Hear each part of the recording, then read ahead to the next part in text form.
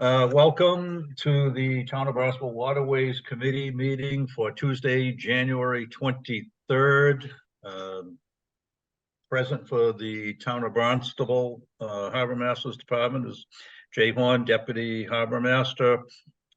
And we have Alicia Lozon, who's a department assistant, as well as the Harbor Master, Brian Taylor. Committee members present are Peter Cross, Greg Egan, Gary Schramek, and myself, Paul Everson. Before we start the agenda, I just need to note that tonight's meeting is being recorded and broadcast on Channel 18 in accordance with Mass General Law 30A, Section 20. I must inquire whether anyone is taping this meeting, and if so, please make this presence known. All right. We have called the meeting to order. Let's act on the minutes of November the 28th. And everybody have a chance to read those. Yes. Yes. Okay, entertain a motion to accept them as written. So moved. So moved. Second. Okay. Get Peter and Todd in that, I think. Yes. Okay, great. Thank you. Next up, we have notices of intent. Jean D. Barberi Trust 104 Great Bay Road in Austerville. Map 93 parcel 11, applicant proposes to permit a 131-foot seasonal pier, which includes a 10-foot ramp and a 20 by 10 float for non-motorized vessels. Take it away, Jay. Just bringing up the property now. So this parcel is located in North Bay. It is in the North Bay mooring field. The applicant is proposing a 131-foot dock from a pre-existing wooden structure that you can kind of see highlighted right here. Let me pull up the plans for you guys.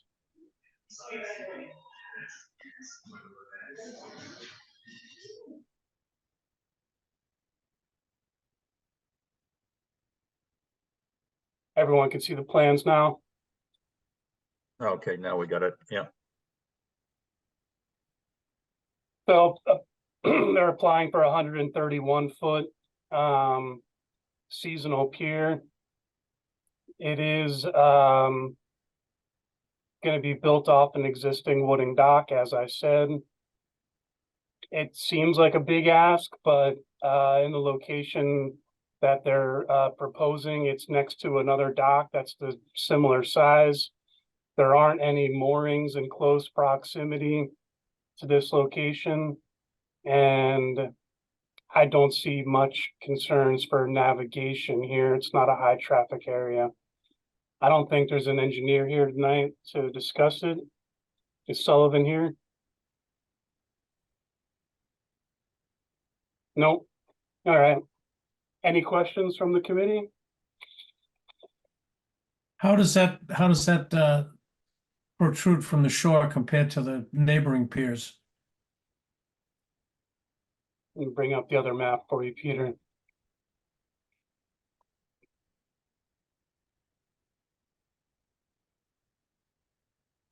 So this pier to the west, it ends up being exactly kind of level with that. I can bring up the tools for you guys and show you.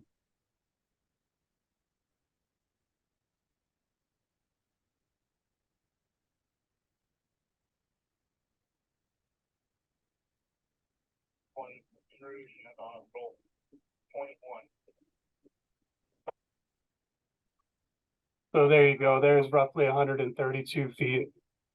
Looks like it's right in line with the dock to the west. Thank you. Okay.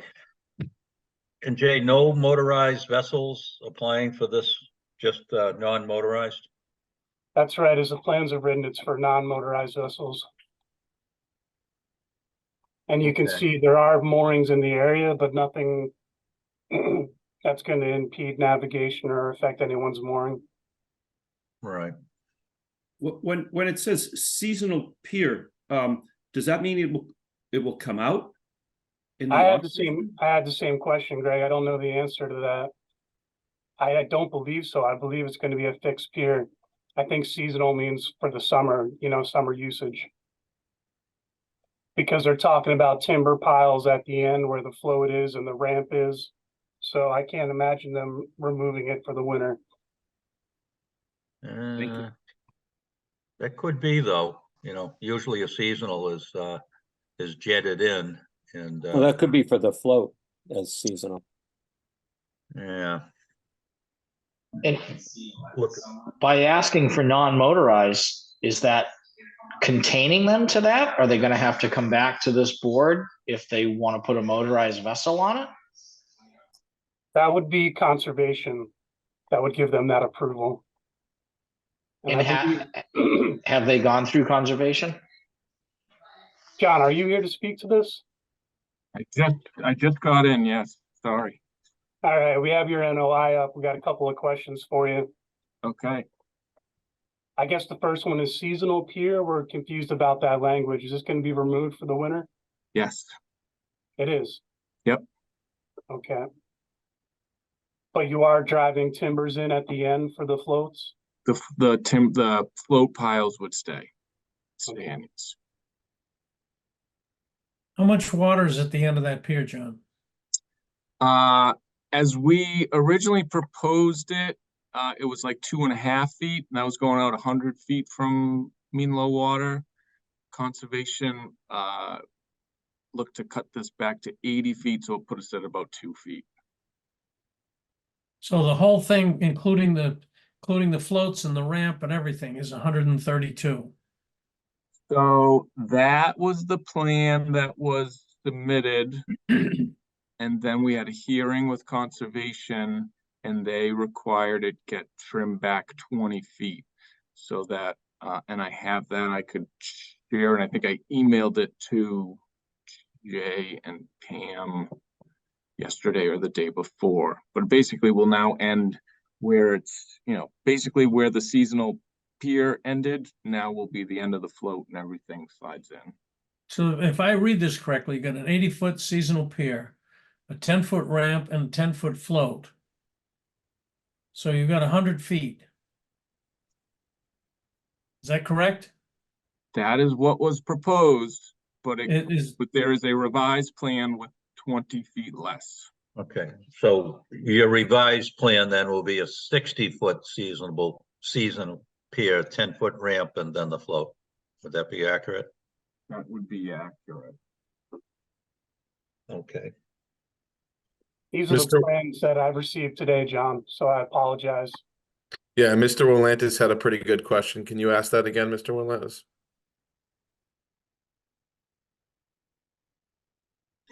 The question that I was wondering is if you're applying for non-motorized, I'm assuming that is truly the intent for non-motorized. And if you were to change the use to motorized, is it something that you're going to have to go back to conservation? Is it a condition of conservation? It will be a What can we- condition. It will be a condition in their order. There will be a sign on the pier that says non-motorized. There will be a ongoing condition when they get their certificate of compliance, non-motorized. Unless the water gets to be magically 3 feet deeper through sea level, they will not allow a boat on the dock. So the limiting factor is the fact that there's only 2 feet of water there at low tide. That's correct. okay. Any other questions on this proposal? I would move to approve this based on the fact that it's going to be a 60-foot pier with a 10-foot ramp and a 10-foot float for no more than a total of 100 feet. It's 6. Would you like me to bring up the final plan so you can see all the dimensions? It's 60, Yes, please. It's Yeah, 62. that would be helpful. Is this set up for sharing? I'll withdraw that motion. Okay. know whether, I just made you a co-host, John, if you want to pull them okay. up. That might take us. You'd have to stop sharing to let me share.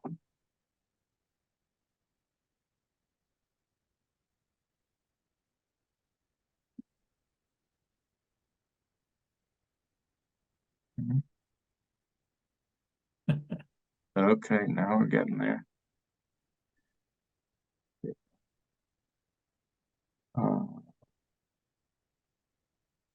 hold on. Let me make sure I get the plan set up for you. For Great Bay.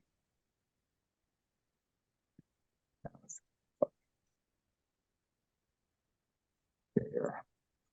So this is the shortened version, and I'll be able to zoom in so we can read all those numbers better. So that was it. When we shortened it 20 feet, it was 62-foot seasonal pier, 10-foot. Oh, and the float went from 10 by 20 to 8 by 16.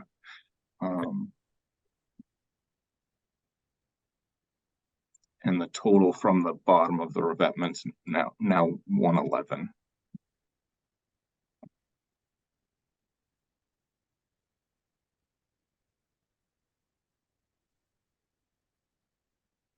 And what was the original again, John? 131?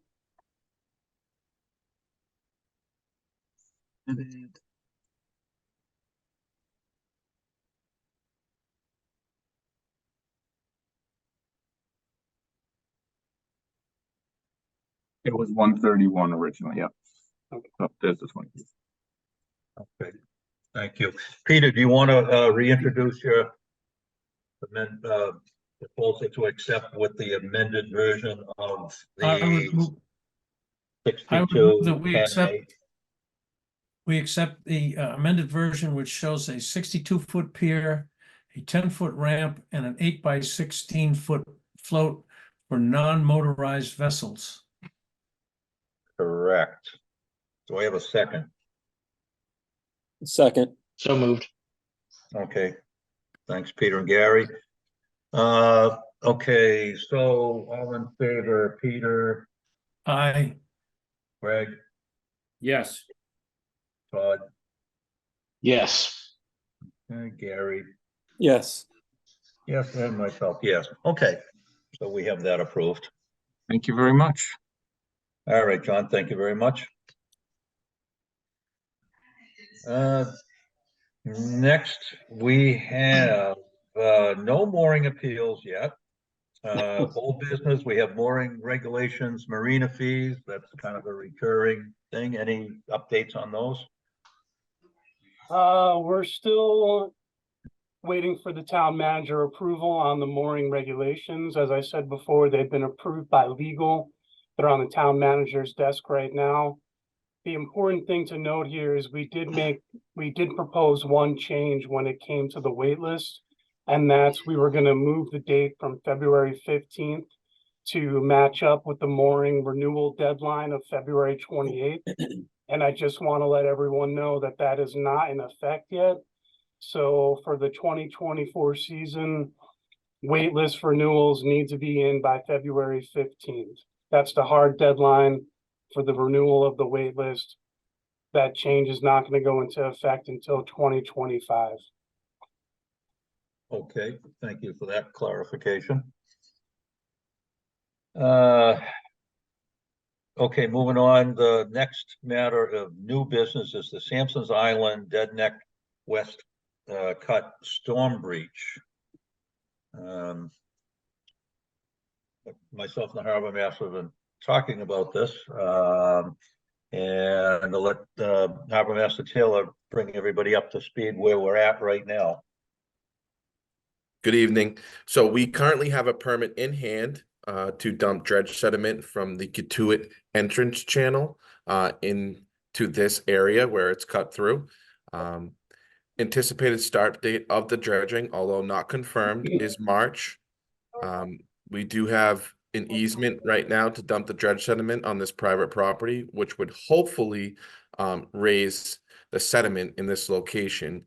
We've been monitoring it on a continued basis. We've flown a drone on location and took multiple images and videos during high tide and low tide. It is cut through. We understand that at certain storm tides or high tides, it does flow directly through this area. But the good thing is we've been working for the last 2 years on obtaining a permit in order to dredge the Katuitt entrance channel and dump the sediment in this location. Where is the breach in this picture? So right where Jay's pointer is going through? Right there. So between the breakwater and Sampson's Island. Yes, sir. Okay. So in the past, when we dredged the Katuitt side cut, we did dump dredge sediment at this location as well. So it'll be the same location. And like I said, we do have a permit in hand. We have contract with the county dredge. Hopefully they will be here in March, although it's not 100%, but we are hopeful that they will be here by March. Any problems extending the dredge window? Did you foresee if they're later than March? How late can we go on this? Well, I mean, I would prefer to be out of here before at least the middle of April. However, we do have one area that had restrictions. So I think what we're going to do is ignore that area and possibly come back next year and attend to it. But as far as restrictions of time go, other than what we're comfortable with, I'm unaware at this time if we have any restrictions. Okay, Other than that small area that I'm talking about. And it's a very small area. yeah. Jay, if you could zoom out and just maybe we can see where on the Katuitt channel that dredge spoil, which is probably really good sand. And would that be pumped all the way down the island right up to the breach? That's correct. Okay. And estimated, do we have any estimates on the dredge material that we're going to take out of the Katuitt side and put up there? Any idea?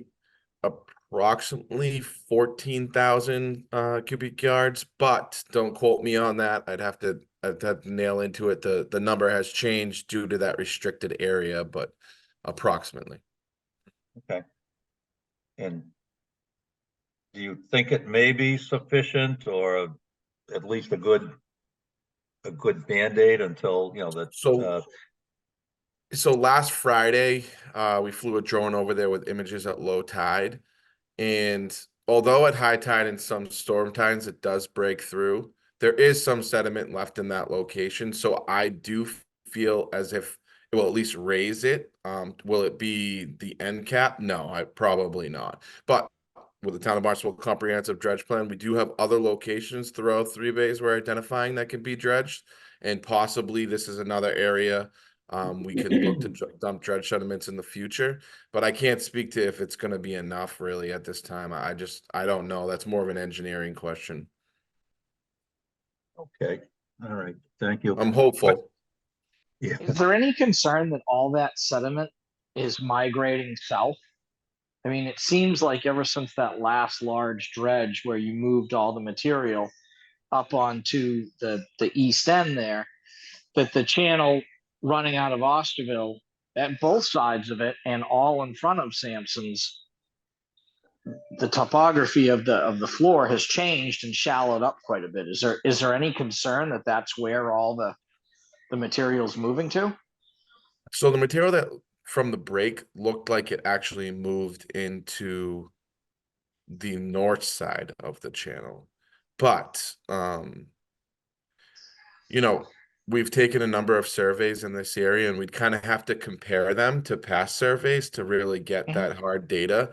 I really can't answer that. It could depend on one storm and everything could change, but I don't think I can answer that at this time without looking at the hard data, to be honest, Todd. It just seems like and dredging's far over my head, but it just seems like when something of large scope, it changes the geography drastically. That passage in the Sea Puet coming out to the Osterville end at a low tide, that's tight. It's definitely tight and it has changed. But what I can tell you is even the Katuitt entrance channel, right? I don't believe that's been dredged since Paul, you would probably know. I would want to say like the late 70s, early 80s. I don't know off the top of my head, but it hasn't been dredged in a long time. And it's maintained it, although it obviously needs attention, that's why we're dredging it. But it did maintain depth for approximately 20 years. So I wouldn't say the sediments are moving too much in this location, but again, anything could change. Was it 2020, the last time they set up the dredge tubes over on the Katuitt side and ran it to Osterville? That's right on the Katuitt cut side. Yeah, that the Katuitt approach, it's been some time. I think you're right, in the 70s. And that has incredibly maintained its, if you look on the chart there where, it comes out, you would expect that would have been with the sand migration, from the east to the west and back and forth, it would have filled in. But I know Papaneset approach fills in a lot quicker, and this has really maintained probably better than expected. But I think it would be timely if we can, fix the breach and get our channel maintained. Just like you say, Brian, it's been a while. It's probably been 50 years since that's really had an aggressive dredge on it. Yeah, and as you know, the permit process does take some time, but thankfully we were ahead of the game here. We had no idea that it was going to break through this year. We had a plan in place. We had a backup plan in place in case we couldn't dump the dredge sediment in this location. Luckily, we got an agreement with the private property owner. So we're ahead of the game here. We are going to dump the dredge sediment, but at this time, I just can't comment on the start date exactly. I'm hoping March. Okay, and the private property owner, would that be Audubon Society? Barnstable Clean Water Coalition. Barnstable Clean Water, okay. Is there any opportunity to clean out that channel where it blew out into the narrows there?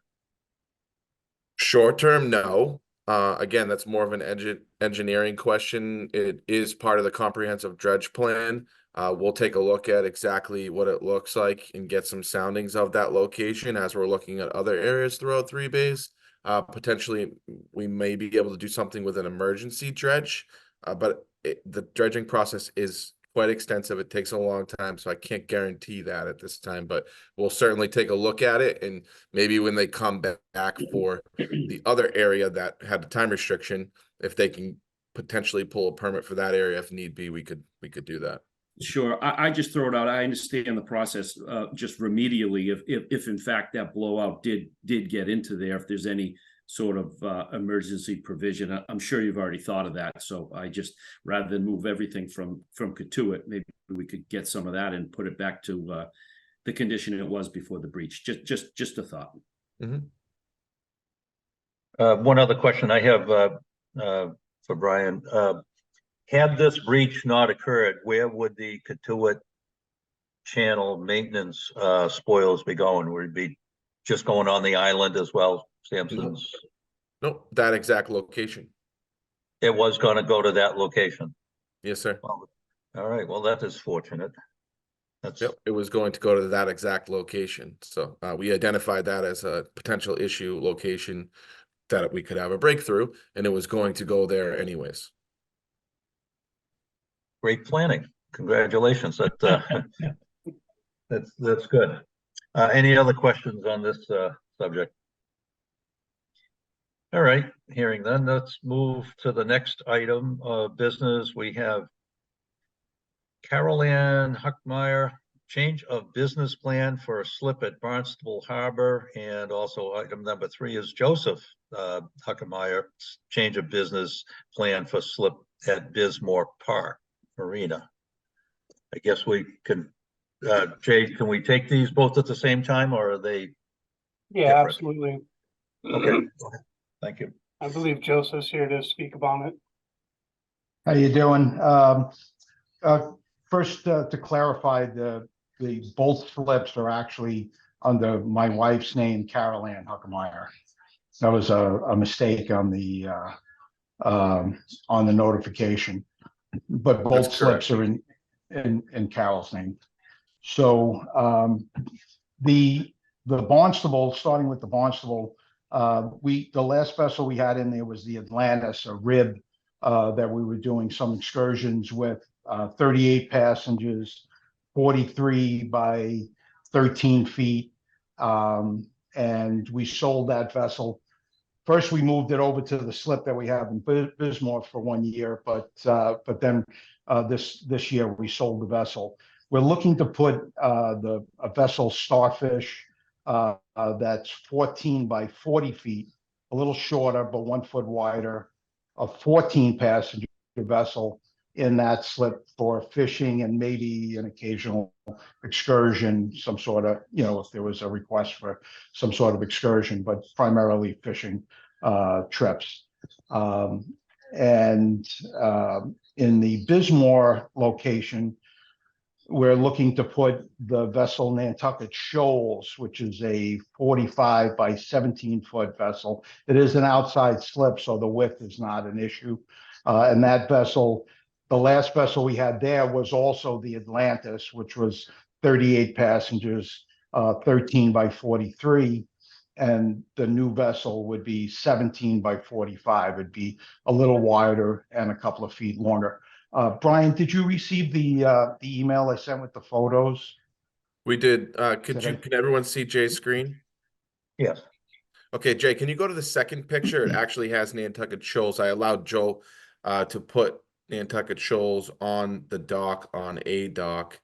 Would be, yeah, to scroll down. So this second picture is actually Nantucket Shoals on a dock at Bismarck. So you can see that there's enough room for individuals to pass by between A and B dock, as well as you can't see in the channel, but there is enough room in the channel to come by as well, to navigate by. So as far as Nantucket Shoals go and the size of the vessel, I have no objections at this time for the Bismarck slip. For Starfish, as the same thing, Joe's slip, I believe there's a smaller boat off the top of my head, a Grady White, 26 feet on the other side of Joe's slip. It's about 40 feet wide. He should have plenty of room to get in and out, and enough room for the other slip holder for that vessel. So as far as the vessels go, no issues. Okay, thank you. Questions from any of the members? Okay. I'd entertain a motion to accept this transfer of vessels at both locations with the recommendation and blessing of the Harbor Masters Department.